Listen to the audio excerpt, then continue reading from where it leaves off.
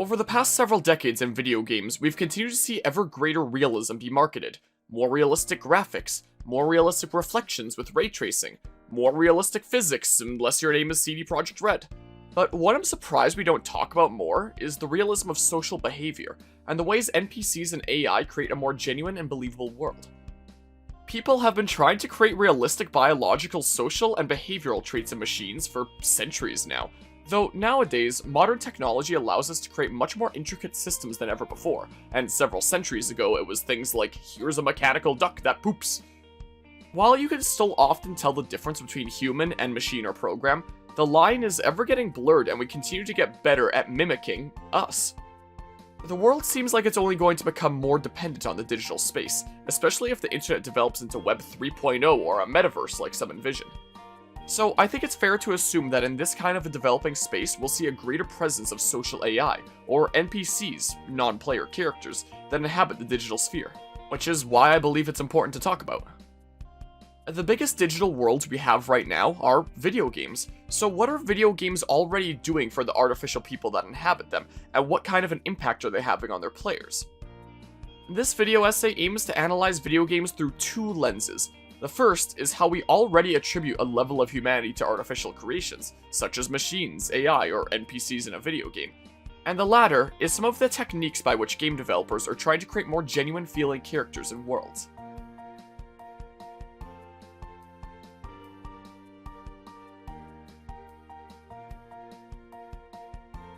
The idea of attributing humanity to technology, a program or AI, sounds rather confounding, doesn't it? How could we attribute humanity, a state of being, a soul, whatever you want to call it, to something artificially created? Well, what if I told you we already do this without even realizing it? Sometimes. Let me ask you, have you ever gotten frustrated at your computer before? It's taking too long to load, it's crashing, not doing what you want, pressing you to update Windows at the most inconvenient times possible? Maybe you want to yell at it, call it names, hit it to punish it for its bad behavior. We don't do this because we genuinely believe it's going to understand us and change its behavior, but because we subconsciously attribute some level of humanity to this artificial machine. And it's not just with frustration, this can go both ways as well. Oh my god, I love you! In a way, it can become easy to subconsciously attribute humanity to something that doesn't have it, such as when getting frustrated with or having contempt for something, or when in a scenario that draws on your morality and wanting to do right by these fictional and artificial characters. I'd like to draw on some examples for each. Elden Ring, and the whole Soulsborne genre of games it's a part of, are notorious for their punishing difficulty and how easy it is to die. Getting stumped on some bosses sometimes is just par for the course. Maybe you need to go out exploring the world some more to get stronger. Maybe there's some item out there that makes the fight easier. Or maybe you stay determined to overcome the boss at your current strength.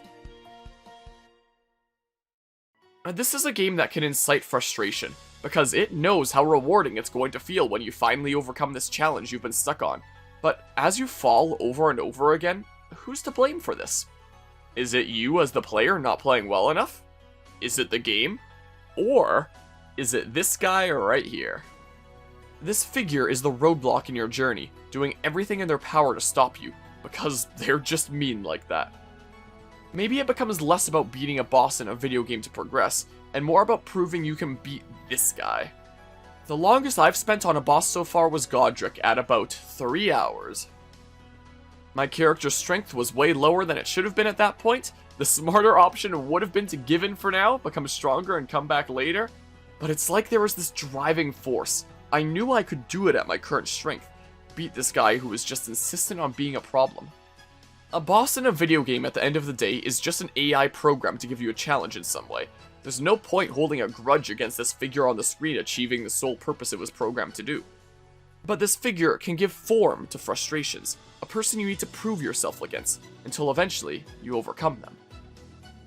Even outside of bosses, it's easy to attribute a personality and some form of humanity to other NPCs depending on how they act toward you, even when it's just exactly what they were programmed to do. For example, at the beginning of the game, this guy tells you to go to that castle in the distance, but he also says some pretty mean things to you. You are fated, it seems, to die in obscurity. One of my streamer friends who was playing the game wasn't just gonna take that, and decided to retaliate against this jerk. who he then died to many times, but stayed determined to defeat. Why would anybody feel the need to attack such a character if we didn't subconsciously attribute some level of humanity to them, if we saw them only as a program? They're not fully seen as a human either, though, considering we're not exactly likely to go around attacking anybody with a sword if they dare insult us. So it's like the way that we treat NPCs and AI is like an in-between. Not fully artificial, but not fully human. On the other side of the spectrum, we can see games that appeal to our compassion and wanting to do right by others around us. A strong example of this is Pokémon, a series all about going on an adventure with your Pokémon partners of whatever team you like. Some games feature the ability to interact with your Pokémon, feed them, play minigames with them, take photos with them, even one where you can put a Pokémon into a real-life Pokéball to pet and interact with as you go about your day. Okay, that one's actually pretty weird. These games appeal to a player's compassion, and the way that they will humanize something that only exists within this digital world. Pokémon directly tries to appeal to this side of its players, but even in games where it's likely not an intended design choice, we can still see players genuinely caring about the impact they leave on the characters that inhabit this world. For example, recently I've been replaying Xenoblade Chronicles X, and some side quests will present you with two different choices, one which results in a good ending to the side quest, and one which results in a bad ending. Regardless of which ending you get the exact same rewards. The outcome for you as a player remains completely unchanged. All that changes are the outcomes for these NPCs. For example, when I was faced with a choice that would determine if this random character that I had never heard of before got to live or die, I googled what the correct answer was to make sure they would be saved. And it seems that I was far from the only person googling this. Other people were seeking the same answer, and I saw some who were beating themselves up for making the wrong decision. Or for another example, for one side quest I saved my game right before the choice, and this one NPC asks me which of these two gifts she should give this guy along with a love letter. I choose one, the result is the guy hated it. I close the game, reload the save before the choice, choose the other option, and wow, he loved it! Again, the rewards you earn are exactly the same, so why should we care about what happens to these generic NPCs we'll probably only even see a couple times throughout the game? Because to some degree, we apply a level of humanity to them, and this subconsciously appeals to our compassion.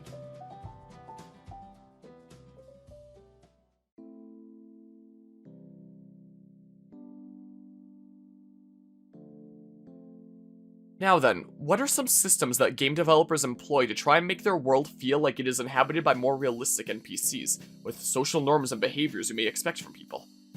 There are several systems out there that attempt this in different ways, but one of the big ones I want to talk about is Radiant AI. This was a system developed by Bethesda and was first used for Elder Scrolls IV: Oblivion back in 2006, and has since had variations of it used for the Elder Scrolls and Fallout series since. Most games' NPCs operate mostly on conditionals. If the player does this, do this. If the player talks to you, say these lines. If the player selects to shop with you, open the shop menu, so on. The actions of NPCs are determined by the actions of the player. Radiant AI sought to change this. Rather than NPCs being single-purpose programs that would only react to the player, NPCs could influence and change the behavior of one another. The player is just another person in this world, just like every one of these NPCs, each of which can change the world around them. In Radiant AI, NPCs will be given tasks that they need to do, such as eat when they are hungry, go to work at 7 AM, and so on. Rather than hard-coding how they would do these tasks, however, the NPC would determine for itself how to go about achieving this task. In a sense, it gives the NPCs free will. For example, if the NPC is hungry and doesn't have any food in their inventory, they could go buy some food, go to the nearest place to get food like a tavern, go hunt for some food, or maybe even steal some food if a stat they're assigned known as responsibility is especially low. By implementing a system like this, a lot less work would have to be done to create NPCs en masse, as you now have a lot less information that you have to hardcode into them. Basically just have to give them a schedule and some tasks, some voice lines they can decide to use depending on the situation, and hey presto, a new character is made. This would allow them to create a larger world with more NPCs, and create what was meant to be a more realistic world. Realistic in the eyes of Bethesda, however, turned out to be wildly unpredictable. Farewell.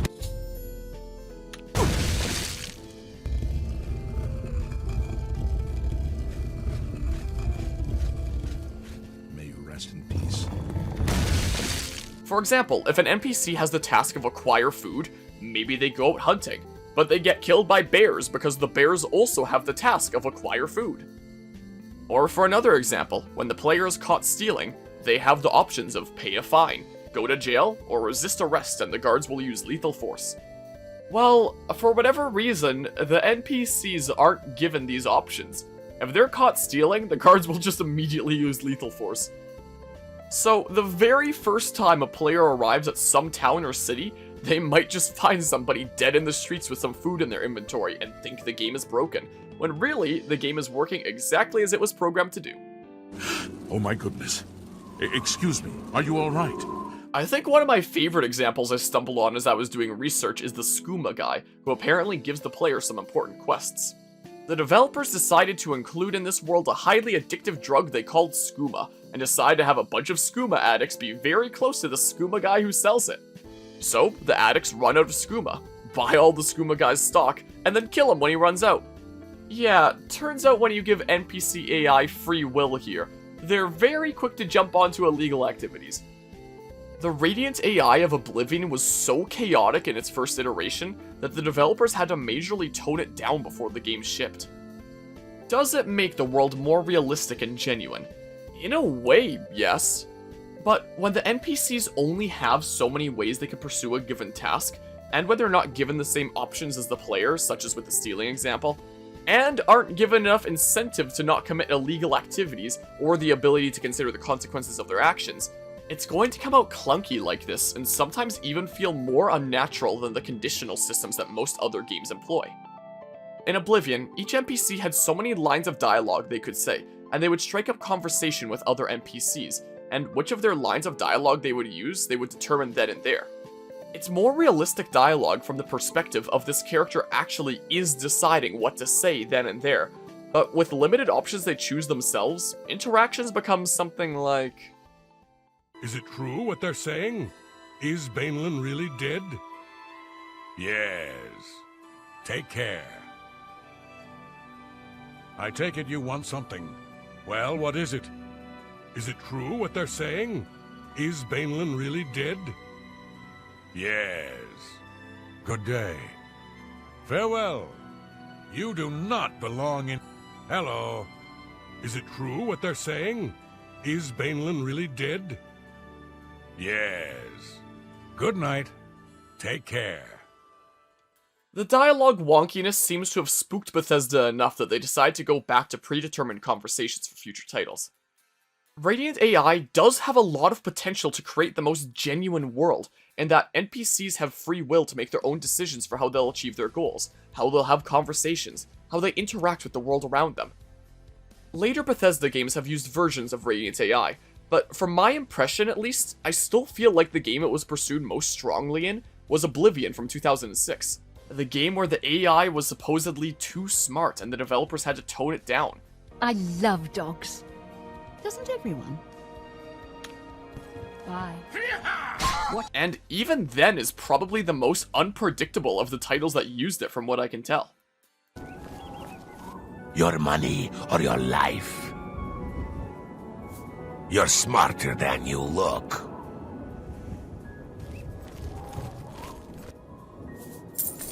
Take it.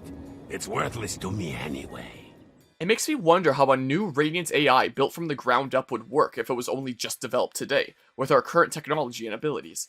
And assuming a lot more cases will be accounted for that the NPCs could consider. As is, these are games where you can put a bucket on the head of a shopkeeper so he won't see you stealing from him.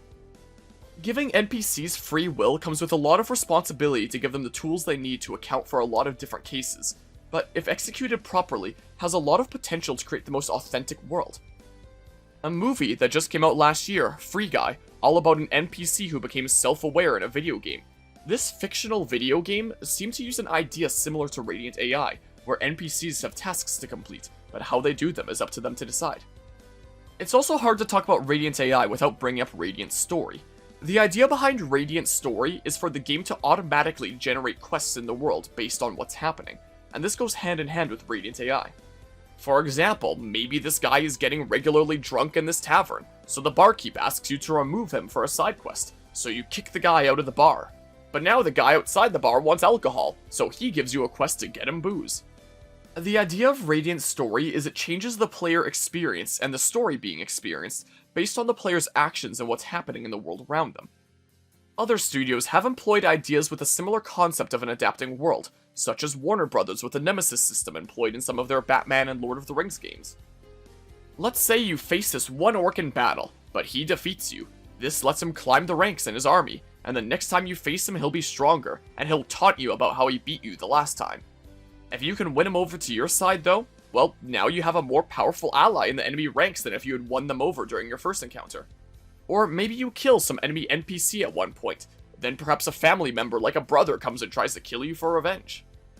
How events play out in this world is determined by the actions of the player. Systems such as Radiant AI or the Nemesis system are a means by which to create a more real feeling world. Incite the feeling that these aren't just programs, AI, robots that you're interacting with here, but real people with their own resolve.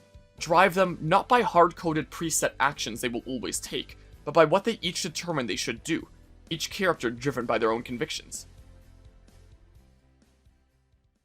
When it comes to building realistic convictions, I can't help but also talk about the conviction system of a recently released game I found myself fascinated by, Triangle Strategy. This game takes place in a fantasy world with 3 kingdoms, and you're the head of a high house of one of these kingdoms. One of the kingdoms invades and conquers your kingdom, destroys the other high houses under it, and now you're the only house left along with the prince of the fallen kingdom. This game is all about decisions, how to find the path forward through these dire circumstances with the odds stacked against you. But you as the player aren't actually the one making these decisions. The 7 members of your war council are the ones who vote on the paths to take.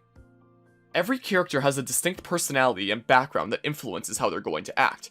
For example, the prince is going to want to do what's best for his people. His bodyguard is going to want to do whatever best protects the prince. The tactician and advisor of your house is going to do whatever it takes to ensure the longevity of your house, so on. For each decision, what each character plans on voting for is hard-coded. Every playthrough you'll see the same distribution of who plans on voting for what. However, as the player, you can attempt to convince your allies to change their vote, which is based on 3 things: your arguments, your convictions, and how much that character likes you. When trying to convince somebody, you want to choose the options that most appeal to that person's personality and the way they see the world. Make the right arguments. How much the character likes you is pretty much have you been upgrading their equipment, promoting their classes, generally doing stuff that makes them stronger. Convictions, however, are a hidden stat the game tracks and are divided into 3 categories: morality, honorable and just choices, liberty, forthright and free-spirited choices, and utility, logical and self-preserving choices. Anytime you make a choice in the game, it will add points towards one of these convictions. The more points you have in each of these, the easier it will be for you to go towards votes associated with that conviction.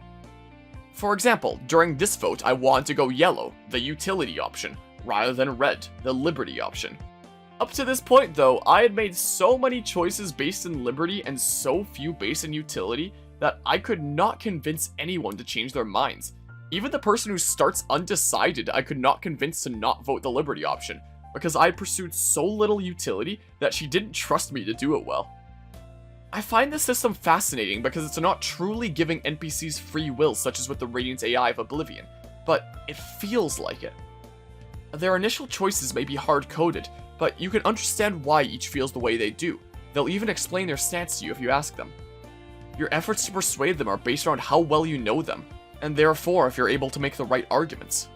How much you've pursued the hidden conviction stats up to this point, and even how much that person likes you. There isn't a maybe they'll do this, maybe they'll do that like with Radiant AI. These are determined with hidden numbers being kept track of in the background as you play. But it creates this real feel with the characters in that they are coming to their own decisions based on yours and their convictions.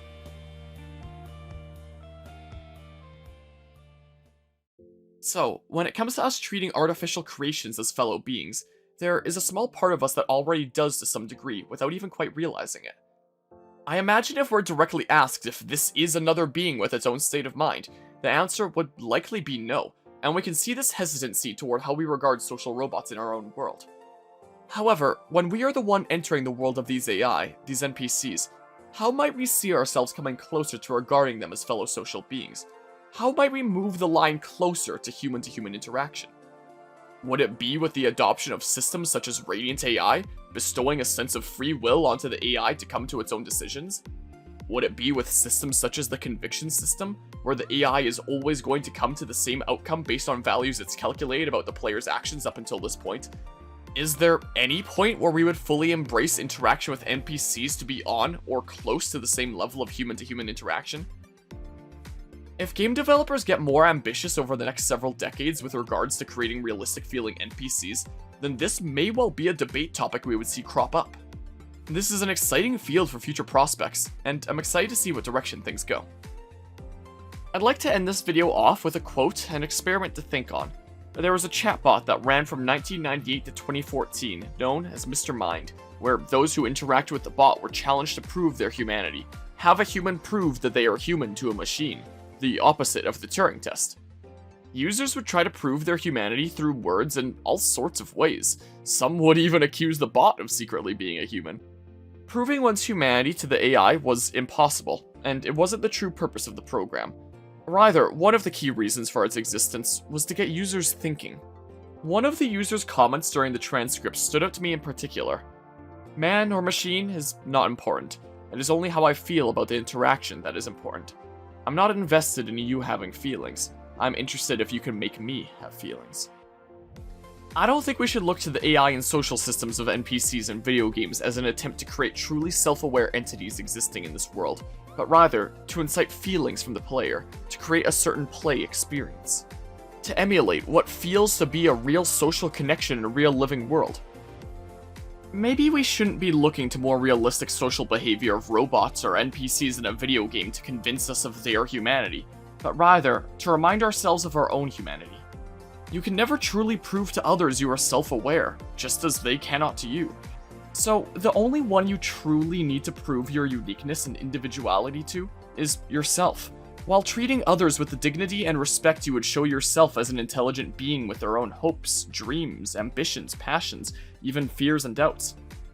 Who knows how many decades it's going to be before we start needing to consider the implications of that train of thought with respect to robots in our world, or maybe even NPCs in a video game. Hello. Is it true what they're saying? Is Bainlin really dead? Yes. So long. Be seeing you. You do not belong in here. Evening. Any idea what Grom will do now that old Bainlin is dead? Is this true? Yes.